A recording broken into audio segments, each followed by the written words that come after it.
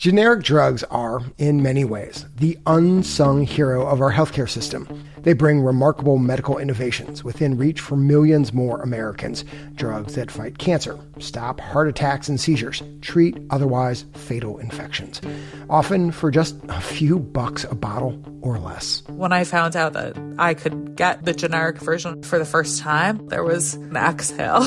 Honestly, this changed my life. This medication that was once $130,000 a year to, nothing, the copay is $0. It's kind of hard to wrap your head around.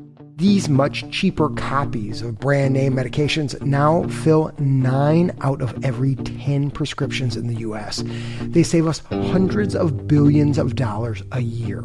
But will affordable, high-quality generic drugs continue to be there when we need them? Acorn Pharmaceuticals officially closed its doors nearly a week ago. Big players are leaving the business, leaving hundreds in the community without a job. Company says increased competition is causing the closure here. Expensive cutting-edge therapies are proving harder to copy on the cheap. Critics say that some drug companies are playing games to stave off generic competitors, leaving patients out in the cold.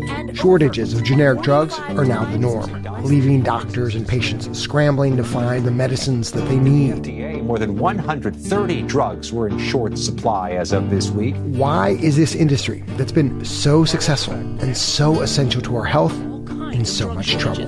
Antibiotics, antivirals, ADD medications, diabetes medications, you name it. We purchase. Welcome to Race to the Bottom, our special series on the problems plaguing the generic drugs that we all rely on.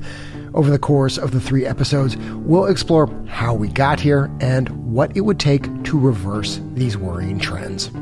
From the studio at the Leonard Davis Institute at the University of Pennsylvania, I'm Dan Gorenstein. This is Tradeoffs.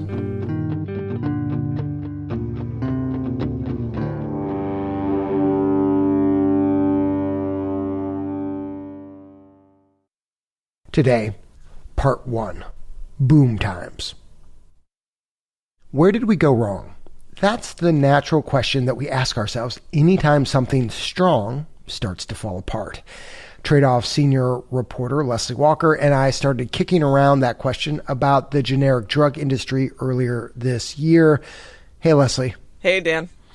So we asked you to pinpoint when this trouble first began. Right. And at this point, I've talked to north of 30 folks, and most agree our story really starts in 1984 with the passage of this really important law known as the Hatch-Waxman Act, not surprisingly named after its authors, Republican Senator Orrin Hatch and Democratic Congressman Henry Waxman. And this really is the law that gave birth to the modern generic drug industry that we have that's been this amazing boon to society. Right. I mean, we pay very high prices for a small number of brand name drugs. But thanks to this other kind of drug, cheaper generic copies, we actually pay less than almost any other country for most of the prescriptions that we fill. Amazing, right? But what I learned through my reporting is that this law also sowed the seeds of some of the problems we see today. Problems like big players quitting the business, critical drugs being out of stock, and some serious quality questions. So it made sense to me, Dan, to, start by better understanding this law that is the origins of both the good, even the amazing, and the bad here. And I started by talking with this guy who was in the room when this rare moment of bipartisan deal-making went down. Do you want to go by Alfred or Al in our story? I started out in life as Alfie. My dog now has that name. Most people call me Al. So Al Engelberg is now 85 years old, enjoying the retired life up in Aspen, Colorado. But back in the day, Dan, he was the generic drug industry's top attorney, a time when he says Democrats and Republicans were really feeling the heat on high drug costs. Spending had more than doubled between 1970 and 1980. Patients felt the sting back then because unlike today, Dan, very few insurers even covered drugs. And it was tough for older Americans who had to pay for all these prescriptions on their own. That got the attention of our political leaders. Here's President Ronald Reagan. Senior citizens require more medication than any other segment of our society. I speak with some authority on that. They use about 25% We use about 25% of all the drugs sold. The Gipper, a real jokester there. Now, beyond wooing voters, lawmakers were also worried about money. Between the military, veterans, and Medicaid, the government's drug bill was really blowing up. In 1983 alone, the federal government spent an estimated $2.4 billion for drugs. That's roughly triple what the feds had spent on drugs just a decade before. Okay, Leslie, so that's the landscape. Consumers and the government feeling the pinch on prescription drugs. Yep, and lawmakers on both sides of the aisle feeling some urgency to act.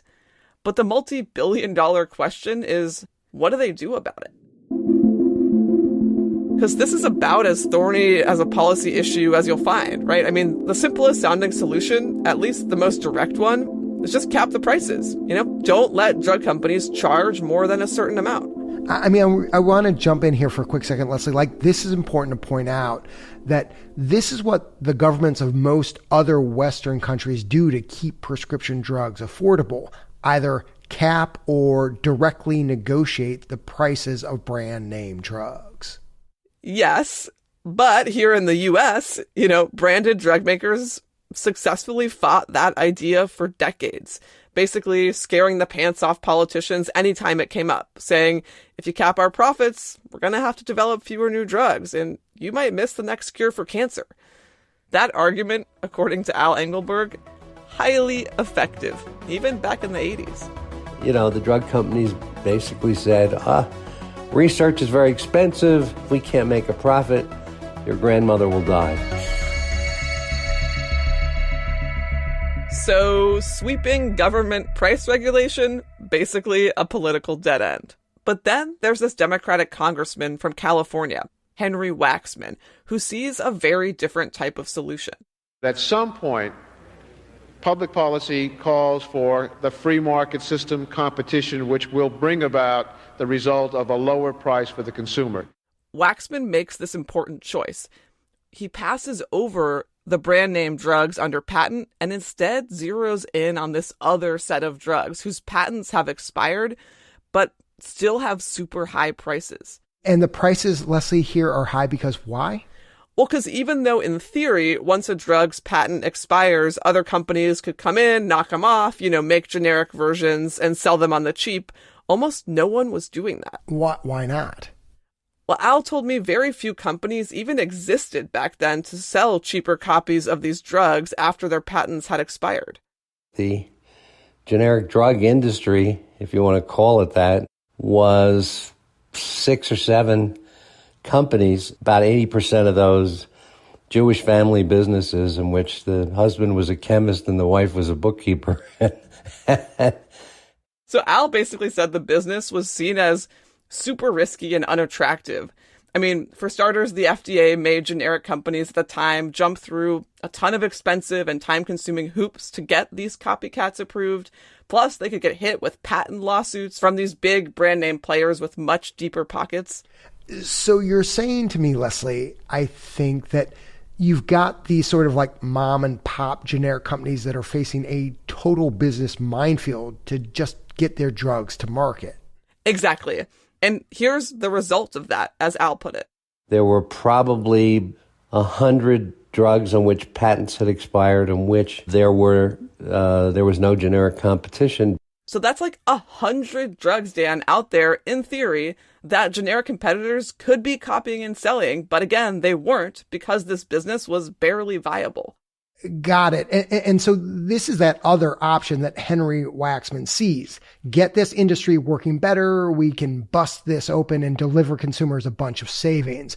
And another benefit, sidestep that political third rail regulating drug prices. Right, but Waxman needs the brand drug companies to play ball here. Remember, they hold a lot of sway in Congress. I mean, they could kill your grandma, maybe cure your cancer. And the brands are willing to talk. I mean, not surprisingly, they've got their own agenda at the top of the list, extending their own patents, these monopolies they have on their drugs. They've got a champion in Republican Senator Orrin Hatch from Utah, and together, Hatch and Waxman bring this deal across the finish line. Now, don't let the nostalgia for a bipartisan compromise fool you, Dan, because Orrin Hatch himself wrote this amazing essay that I found decades later recounting just how bitter these negotiations were. What did he say? Well, he wrote that basically the two sides argued almost over every single word in the bill, that he sometimes felt less like a lawmaker and more like a therapist. And then there's this gem. So the two guys leading the negotiations on behalf of the two teams, the generics and the brand drug companies, right, one time they got angry at the exact same time. Okay. They jumped to their feet, rushed to the door, and get there at the same time, right? And Hatch writes, quote, not wanting the other to win on anything, they both tried to jump through and smack their heads. Hatch said he had to turn away just to keep from cracking up. I mean, you can almost hear that sound, right? That thwack. Exactly, totally. And then the door going like a bung, like in a cartoon. But as ferocious and kind of ridiculous that those negotiations were, I mean, Al told me that even when he was in a lot of those heated meetings, his generic clients never forgot which side their bread was buttered on. I mean, they knew that the whole goal was to try to find a way to bring drug costs down without harming what they and everyone else agreed was really the engine of drug innovation in America, and that's the brand drug industry. I was representing a bunch of people who copy drugs. We can't exist without these guys. If they don't invent them, there's nothing for us to copy. My job was not to kill the goose that laid the golden eggs. It was to prevent the goose from getting too fat. In 1984, the two parties finally reached a deal. Now, whether the deal actually prevented that goose, the brand drug industry, from getting too fat remains a big open question about this law's legacy that we'll get into more later in the series. But for now, Dan, what you need to know about this historic deal is it gave brand companies some extra patent protections, and the generic companies, well, Al said they felt they got something pretty damn remarkable. Sitting there in the Rose Garden, I'll never forget it. I'm with the leaders of the industry. We thought that we had hit a home run. Leslie, what does he see as this home run? So in place of what used to be like this one lane, super bumpy, super slow road to market, they get what's effectively a super highway. Way fewer FDA hoops to jump through, patent lawsuits become a whole lot easier to settle. Basically, it's just a whole lot faster, cheaper, and easier for generic companies to start selling their stuff. And the hope, I assume, was that once you open up this super highway that you're talking about, you get a bunch more cars that want to drive on it, and more competition is going to mean lower prices and more savings for consumers. That's exactly right. Here's how President Reagan summed up all those hopes in the Rose Garden. So when you add it all up, this bill will provide regulatory relief, increased competition, economy and government, and best of all, the American people will save money and yet receive the best medicine that pharmaceutical science can provide. Win, win, win, win, right? I mean, Vegas with the triple cherries. Less red tape, cheaper drugs, the same life-saving treatments. Right, but there was this big unknown. Would this law actually deliver on those lofty promises? And no one honestly had any idea, because this law really was unprecedented. Check out what UCLA economist Bill Commodore said to me. The framers of Hatch-Waxman came up with the most astounding solution. They, I think for the first time in American economic history, created an industry that did not exist before. Now, obviously the industry did exist at some level before, but I wanted to play you that bite because it underscores that Congress really swung for the fences here. No one knew if this faster, cheaper path to market would actually attract more companies, would save anybody much money, might even backfire in some way. And no one knows the answers to those questions, just to be clear here, Leslie, because this is basically uncharted territory at a time when many other countries were turning to government regulations to slow down drug spending. We here in the U.S. were putting our faith in the power of private companies to basically compete our affordability problem away. Yeah, let one set of companies, this new revamped generic drug industry, act basically as a check and balance on the excesses of these other brand name companies. A very American solution. Great. We'll leave it there for a second. After the break, a gold rush unfolds, prices start to plummet, and we see the limits of competition.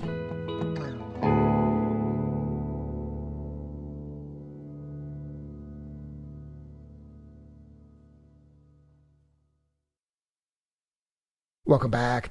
When we left you, President Reagan had just signed a bill that Republicans and Democrats hoped would harness the power of the free market to bring high-quality, cheaper drugs to Americans faster. We're joined again by senior reporter-producer Leslie Walker. Look, Leslie, I know from my own reporting that it took a while for this industry to get up and running. Doctors and patients trusting generics as safe alternatives to branded products, companies ramping up production, lawsuits. We know the generic drug industry is huge today. So when did things really get huge? So a lot of people I interviewed pointed to the early 2000s as the era when this faith that lawmakers had put in the free market really starts to pay off. By 2007, for example, generics were filling nearly 2 out of every 3 prescriptions. Patients, insurers, the government, they're all saving tens of billions of dollars a year. Generics, on average, the first year they're on the market, they cut prices in half. By year 2, they're cutting prices by 75%. 75%? I mean, this all sounds really impressive. Is all this success the direct result of that hoop clearing that Hatch-Waxman did, making it easier for generic companies to get to market? That was a lot of it, for sure. Plus, state laws also changed to let pharmacists start automatically swapping in these generic drugs. And there was this one other big piece of Hatch-Waxman. It was this incentive that lawmakers included. You might call it a golden ticket, where whichever generic company was first to apply with the FDA got 6 months of profit all to themselves. In other words, exclusivity, like no other generic company could enter for those 6 months. Exactly. And the idea was to reward the company who put in the work to clear the hoops that still did exist, right? The FDA testing, paying lawyers to settle patent issues. And this reward, it starts getting generic executives chomping at the bit. In the heyday, we were launching, 40, 50 products a year. So boom, boom, boom, let's go. That's Christine. Let's call her Boom Boom Bader. And I mean, to paint a picture of Christine for you, when she says boom, boom, boom, let's go, that really is kind of her vibe in a nutshell. Now, today, Christine's a president at Apotex, which is a massive generic drug company. But back in 2008, she was leading what's called the launch team at Teva, this other really big generic drug maker. And her team's whole job there was to take on these brand name behemoths. It was super exciting. It was a fun thing to do. You knew you were making a difference. And to be clear, Christine also said you knew you were about to make a boatload of money. Because for these particular launches, Dan, Christine's team had that golden ticket. Right, those 6 months of generic sales all to themselves. Yeah, which Christine told me could make you more than $1 million a day on some drugs. So as soon as that 6-month clock starts, 180 days, Dan, you're in this sprint. And that, Christine said, meant the night before these product launches often looked like this. I had on, I think, jeans and a sweatshirt. I brought a pillow. I think I had a little blanket.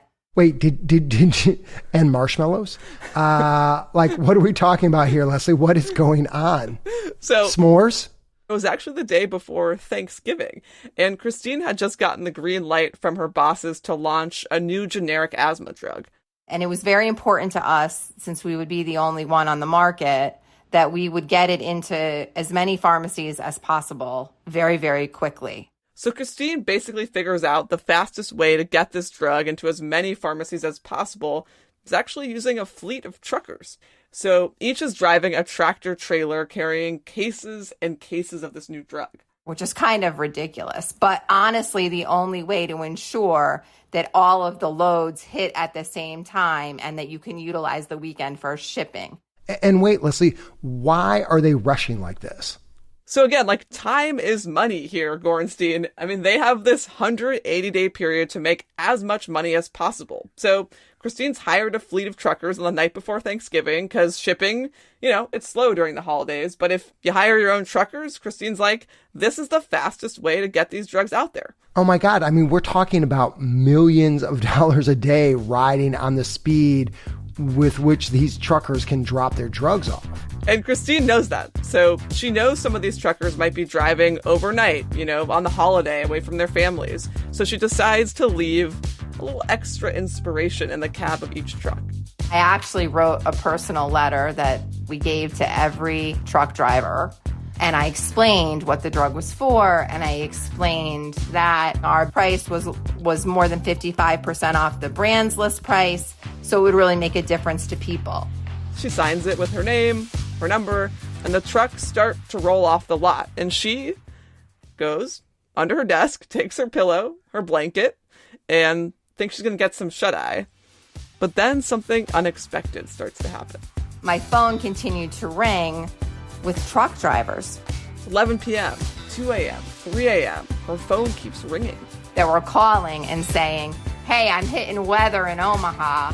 I might be a little late, but I'm still going. I guess the letters worked. The letter worked. So, yeah, this fleet of truckers is calling, like, super motivated, Like she said, I'm hitting weather in Nebraska. I might be late, but I'm going to get there. And Dan, this was the Hatch-Waxman dream, right? They had successfully designed a market that was so appealing for companies to jump into that they're pulling all-nighters. They're hiring fleets of truckers. No one is forcing them to do that. It is simply the magic of the market at work. From your lips to Ronald Reagan's ears, Leslie Walker. I mean, seriously, I apologize for this cliche, but this really does seem kind of like the ultimate win-win. You've got Boom Boom raking in millions of dollars a day, and at the same time, all these everyday Americans are saving a whole bunch of money on their drugs. Totally. And other people start catching on. I mean, there's only so many ways in America to make $1 million a day.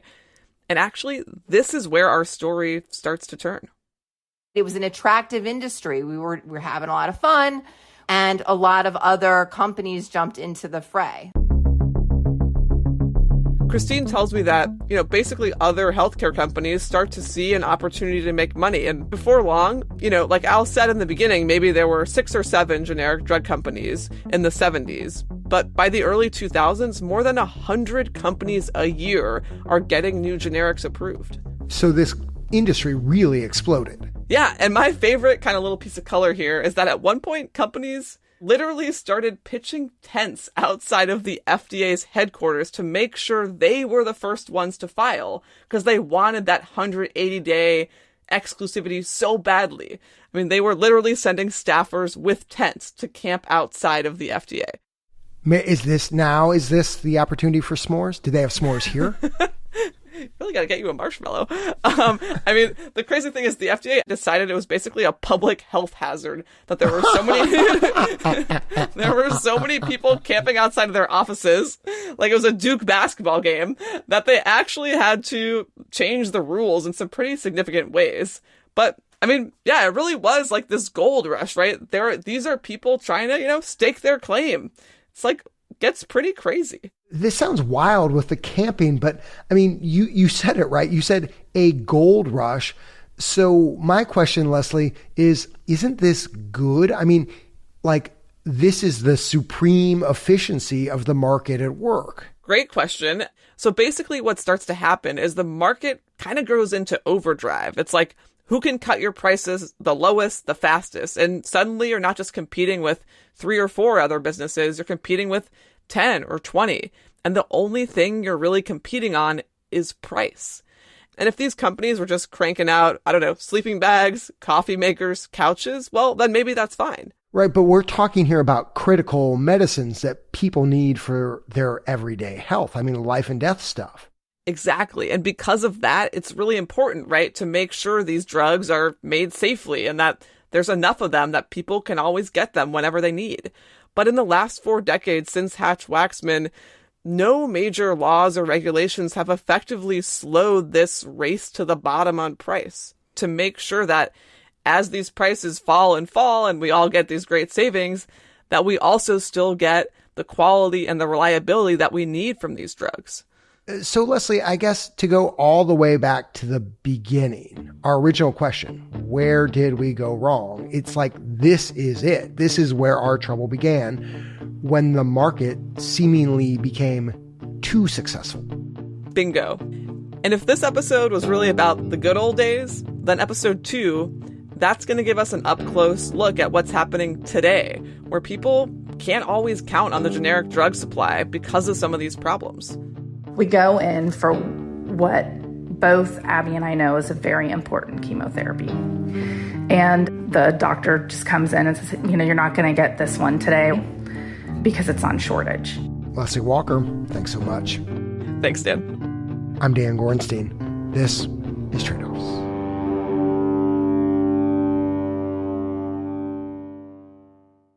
If you enjoyed today's episode of Tradeoffs, don't keep it to yourself. Tell someone else about it. Friend, colleague, family member. Better still, leave a rating or a review wherever you subscribe to us. The NPR app, Apple Podcasts, Spotify, wherever. The Tradeoffs team is producers Ryan Levy and Alex Olgin, editor Deborah Franklin, executive director Jessica Silverman, marketing director Catherine Dougal, audience engagement lead Shannon Crane, with help from Kate Seepy and Cedric Wilson, sound designer Andrew Perella, executive editor Dan Gorenstein, and senior producer Leslie Walker. The Tradeoffs theme song was composed by Ty Sitterman, with additional music this episode from Blue Dot Sessions and Epidemic Sound. Race to the Bottom is supported in part by West Health, the National Institute of Healthcare Management Foundation, and Arnold Ventures. Special thanks to Marta Woshinska.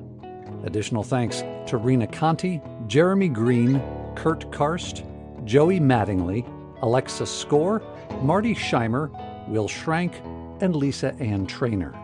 Thanks also to all our listeners who helped to support our work, including Andrea Feldman, Angela Hirsch, and Kristen McCarthy.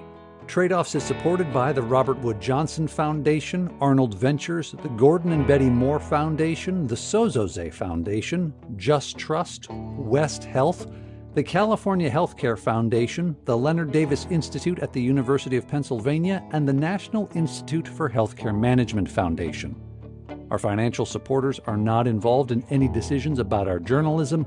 The views expressed in this episode are those of the individuals and not those of Tradeoffs staff, advisors, or funders.